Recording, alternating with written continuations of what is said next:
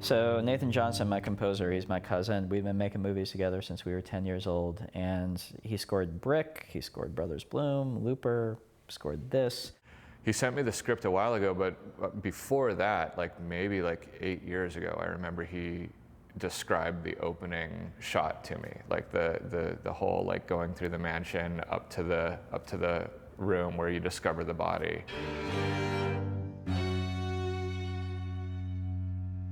And that just captured my mind. Like I still remember, like years and years ago, I just started like messing around with ideas. Even, you know, there was no plan to shoot it yet. It was just, I knew he had this murder mystery idea.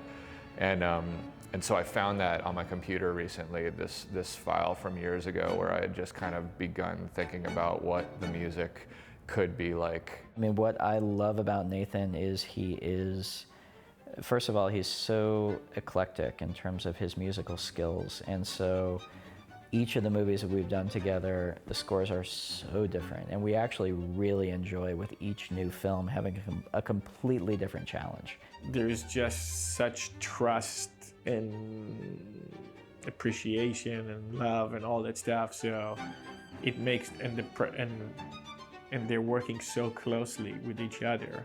The movies that I've made or tended to make, they define really specific worlds, tonally and otherwise. And they're not typical worlds. They're always a little bit out there, and there's always something that's a little bit different about them or odd about them.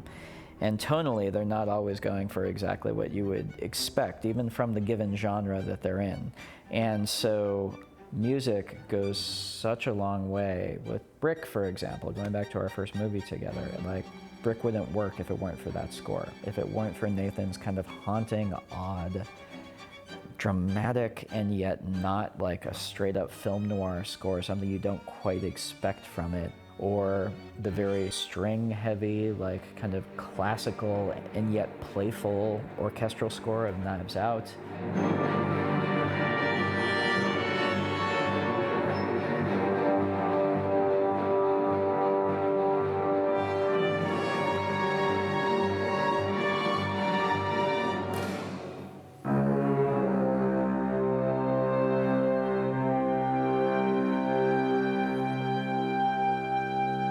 These movies really do lean on the score to help the audience understand the mode they're supposed to be watching the movie in. We knew we wanted to make something that was very scored, not like kind of backgroundy, drony, but something that was very precise. You know, he's a storyteller. He's not just laying a bed underneath the scene, he's engaged with it. It really sets the stage right away by being a small ensemble, and that the film starts off with these incredible strings and very, very fast and frenetic, but also intimate.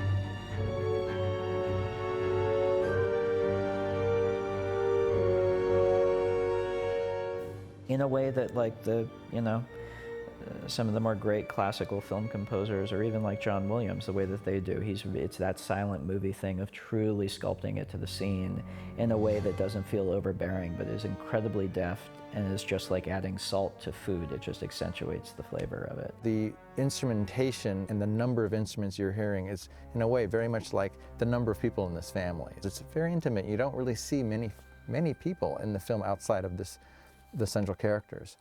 And it's claustrophobic, and so the music is very much speaking in that same way that the writing speaks to the film.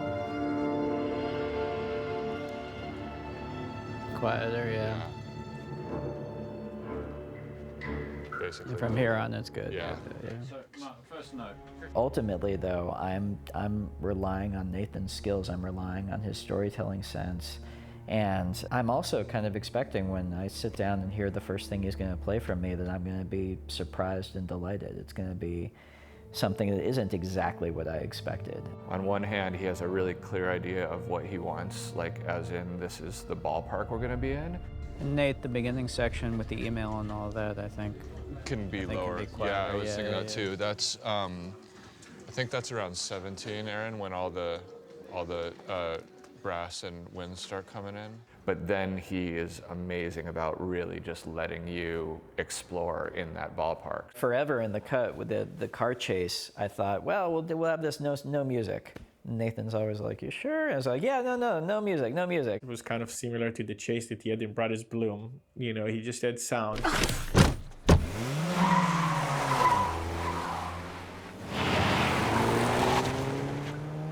Elliott! We gotta go! Bob, the editor, tried something and Ryan didn't like, and we've screened it in the test screenings and everywhere, in most of the screenings, without music, without temp. We kept refining the sound design of it, and I just thought, oh, this would be like a Coen Brothers type thing where it's like there's no music and the sound design is just, it dials it in.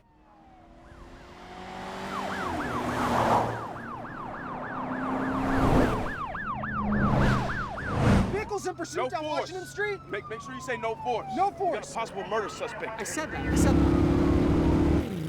Bob and myself, we always felt there should be music, but it has to be the right music. And finally, Nathan was like, you know, I worked something up for that. Let me try it. So I remember one thing that Ryan kept coming back to is he kept saying to me, like, I want it to be sharp. I want it to feel like a knife. Like, I want it to be precise and cutting. And so we knew we wanted to do like a big orchestral score, but we didn't want it to be just like a kind of a blurry wall of sound. Like, everything needed to be really precise. And on the mix stage, we put it up against the picture, and everyone was just like, yeah, it makes it work.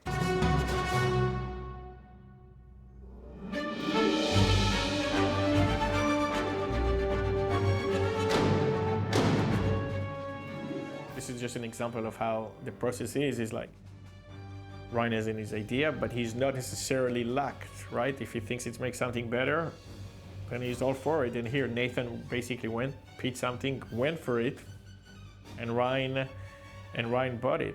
You know, this is not about me making my music. This is about me looking at what the story is, looking at how Ryan is crafting it, and then just creating creating a score that hopefully just primarily serves that goal. This was, first of all, Nathan's first orchestral score, which is incredible to me. He came in with such confidence and used that palette in such an amazing way, and then to get to go to Abbey Road and record it, which, if you're a music nerd,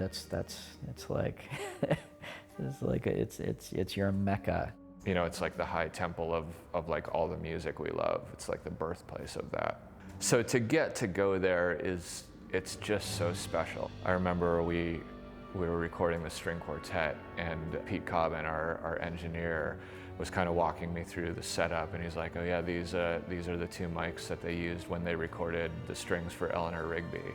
For the full orchestra, we were in the big room, and then for the quartets, we were in the Beatles room, and using microphones that are called, Paul and John. That's in front of the lead cello. There's two microphones, and he's like, oh yeah, those mics, we call those John and Paul. And I'm like, yeah, and he's like, yeah, those are the two E47 vocal mics that Lennon and McCartney sang basically like all of the Beatles songs into. He's like, but they also sound really great on cello. So it's like that stuff all over the place. It was also wonderful, though, besides just the fun element of being in Abbey Road, seeing Nathan step into that and really be in his element. Yeah, can you back it up a little bit before that, just maybe from 13?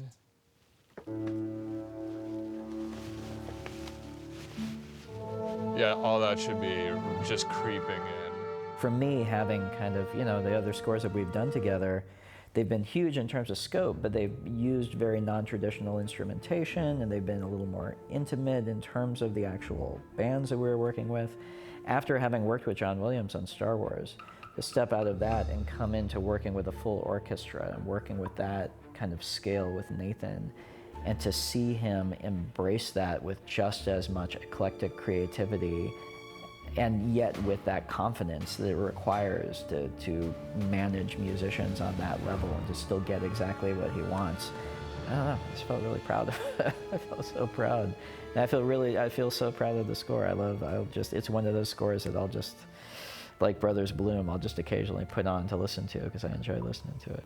Right from the beginning, when we started, Rian and I said, we would love to go back to Skywalker. We had such a great experience on Last Jedi with Ren and Dave Parker, all those guys, and Matthew Wood and everybody. And I said, I don't know what their schedule would be. I don't know if we can afford them, but I'm going to do everything possible to. So I started talking to Ren, and Ren and Rian became really close during Last Jedi. Obviously, we mixed The Last Jedi there. Where else are you going to mix a Star Wars movie?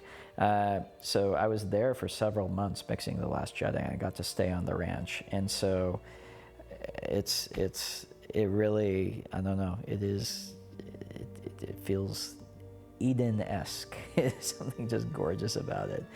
I think the idea of what George Lucas intended, that this would be a place that, a filmmaker would come to finish his or her film, and you can sort of not be in a city. You can be removed where you can sort of finish and relax, and it's sort of supposed to symbolize,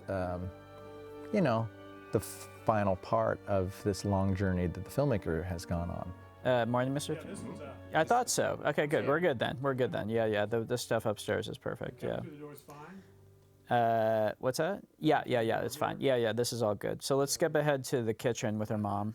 I love Skywalker. It's like if I could, I would want to finish every movie there because obviously it's like beautiful and amazing, but on top of that, everybody lives at the inn. This great friendship thing happens after it's 6 p.m. and you would have had to go home to dinner with your family. Like the fact that everyone is figuring out what they're going to do for dinner, you're kind of in this vibe the whole time, and there aren't the distractions of being in LA to finish it. So it's really magical. Slit his throat open and she doesn't need to be hearing that right now. Let's be sensitive. So what do you guys think of all of that? Just Good. Tiny little bump up. Seems good now. You really? To me, it does. As it is, seems good. Yeah. Okay. It seems All right. forward. Okay, all right, forward, onward then. Yeah. We build up a surprisingly robust and creative soundtrack while we're cutting the movie. And that's the beginning of the real soundtrack for the film. And so when the sound crew comes on the movie for the first time, they have a basic template of what Rian and I are thinking the soundtrack should be. And in no way is it as sophisticated and as accomplished as what the guys at Skywalker, Al and Ren and Dave put together and what you hear on the final mix of the film. But there are a lot of influences that happen editorially. And it makes sense that they happen editorially or picture editorial because of the tremendous connection between the soundtrack and the picture edit. That's 1 dB louder. All right, yeah, let's try that. We could also maybe tuck the other elements a little bit so that's leading more.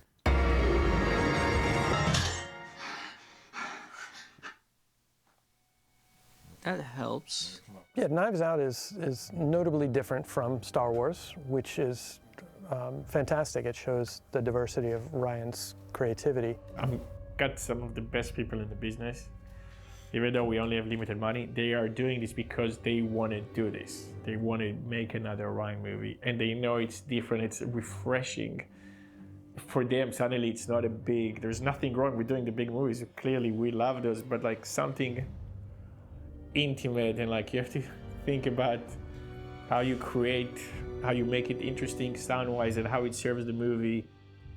Yeah, sound-wise, this movie, it's kind of similar to the way I approached the camera work in it, which I wanted it to be stylized in a very subtle way. I wanted, really, this is a dialogue-based movie. This is an actor's movie. I went and All right, here, just take a sip of this. Drink that.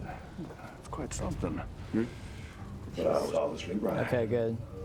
Richard is having an affair. His father-in-law found out and confronted him. But I was obviously right in that whole Richard bit, yeah. And just the same way that so much of the camera work, hopefully does tell the story and has some artistry to it I'm very proud of, but ultimately I'm trying to give the actors a stage to work on. It's all about highlighting performance-wise what we're getting from the actors. I don't trust this guy in the tweed suit. And Alan, God bless you, you're useless. Thank you.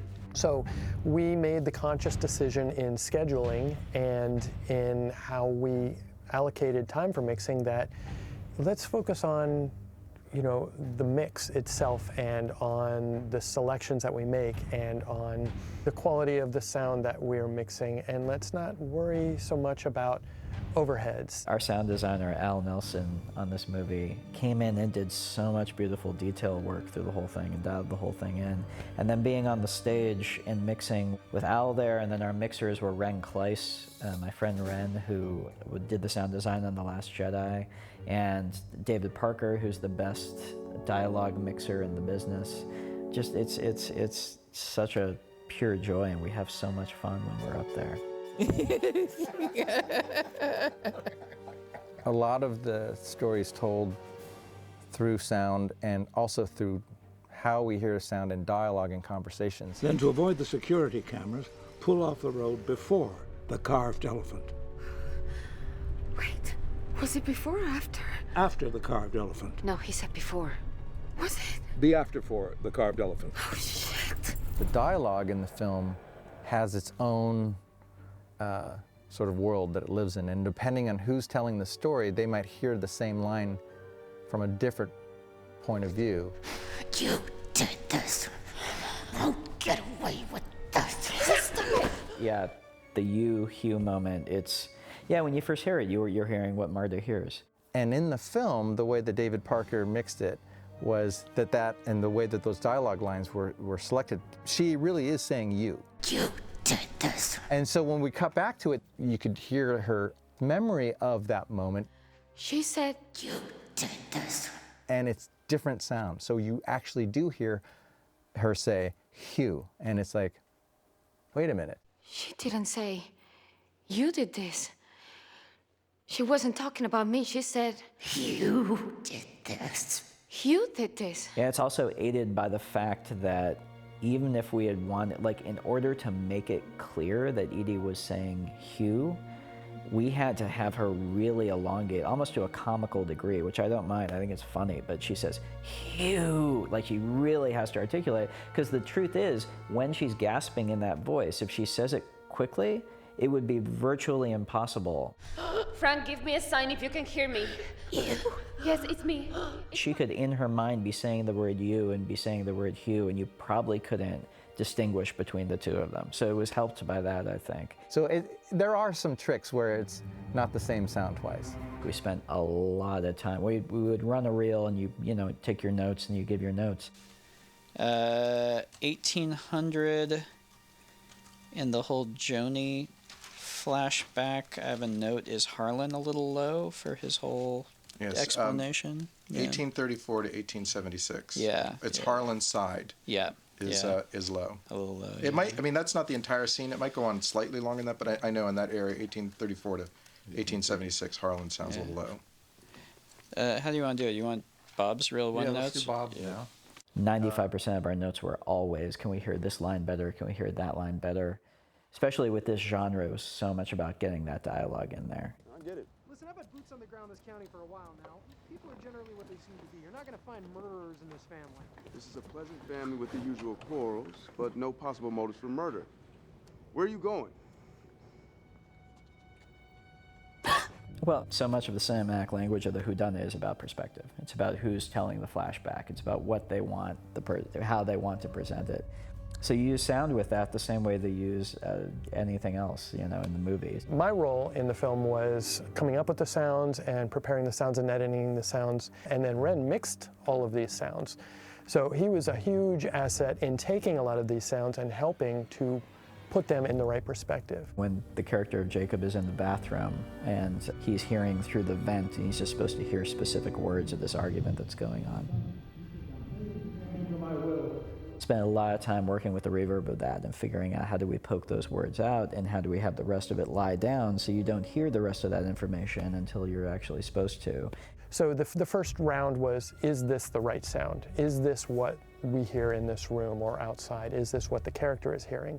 Or when the family's coming out around Marta after the will reading and she's in that state of chaos and everyone's shouting at her, we shot ADR. We like re-recorded all of the actors doing all of those lines. We had them very clean, and we put them up and you could hear everything really clearly, and it was wrong. And we had the ADR playing for a while, and Ryan said, you know, that's really great, but, you know, can we just go back to the original sound that we had there, because it was more cacophonous. Marta, listen, darling, we just... I don't know what's happening. I don't know why he... You guys, I'm also confused. I need to think. Marta, are you listening to me? And so it was like, you know, it's one of those things, like you put a lot of work into something, and we're thinking about it from a technical point of view, but Ryan's really looking at it from an emotional point of view. Like, what's the thing that makes it feel claustrophobic for Marta's character? We realize it's not about what they're saying, it's about the cacophony of voices kind of overwhelming her. And so we went back to the production track, which was muddier and where it's less distinct. You couldn't make everything out, but it created more of a sense of what it would actually be like in Marta's head. And by the way, guys, what an incredible work. The whole movie sounds so good. It's just really gorgeous. Yeah, it's really, really fantastic. We could put it out like this. And the sound of this film was intended to belong in this place and time. And the time is 2019, but it feels like you've gone back into the 70s or 80s in some ways. So how we approach sound was in that same vein. It's fun sometimes to use these sort of raw recordings that have the right emotional context and the right personality, and tell the story and sit in the place and sit in the time of the film and work with the character. That having been said, there's a lot of beautiful detail sound work that the guys worked in. And whether it's just like the ambiance of the house and the creaks and all everything, whether it's, whether it's owls outside hooting and hollering, whether it's the dogs. There's a great thing where Blanc says, his whole thing about he stops Marta from confessing to everyone and says, "Furthermore, it will be my professional recommendation to the local authorities that the manner of death in the case of Harlan Thrombey is ruled as suicide." And Al put in a little thing of one of the dogs going, like the dog is very concerned about that, and it cracks me up. Or when Frank Oz, who's playing the lawyer, when he opens the envelope with the letter thing, there's like a little zing ringing thing that stops when he puts the knife down. Like little touches like that, I think, go a long way in terms of creating the world sonically. And that, in addition to just the bread and butter of creating a solid mix where you can hear every word that's on the screen, that's the kind of balance you only get from really great artists like Al and Dave and Ren.